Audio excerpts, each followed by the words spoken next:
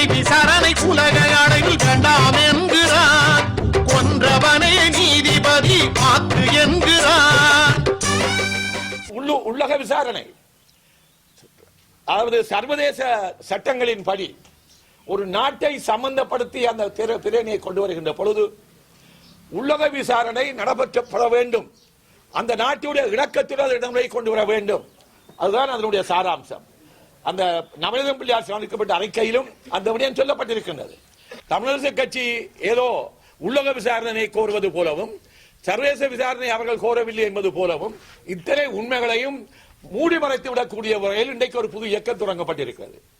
அதில் கூட முதலமைச்சரும் சம்பந்தப்படுகிறார். அவருக்கு அது ஒரு நீதியரசருக்கு அது புரியாமல் இருக்க முடியாது. அப்படி புரியாமல் இருந்தால் அது ஆச்சரியமான விடயம். அதை பற்றி நான் அதிகம் இப்பொழுது பேசவில்லை. அதுக்கு சில நியாயங்கள் நாங்கள் வைத்திருக்கின்றோம். அது வரும், அது எப்படி நாங்கள் அணுகப் போகின்றோம் என்று. அதுக்கு எதிராக இப்பொழுதுதான் ஏதோ சர்வதேச விசாரணை கோரப்படுவது போன்று தமிழரசு கட்சியை சேர்த்துக் கொள்ளாமல் இன்னொரு 3 கட்சிகள் ஒரு முறை ஒரு அறிக்கை விடுகிறார்கள். அவர்களுக்கு இந்த தேர்தல் அறிக்கை படிக்கவில்லையா? இந்த பழக்க இருக்கின்ற விடயத்தை முதலமைச்சர் என்ன செய்தார்? அப்படிப்பட்டவர்கள் இன்றைக்கு மனித உரிமை பேரவைக்கு கையெழுத்து என்ன விசாரணை வேண்டும் என்று கையெழுத்து வாங்குகிறார்கள். சரி, வாங்கட்டும்.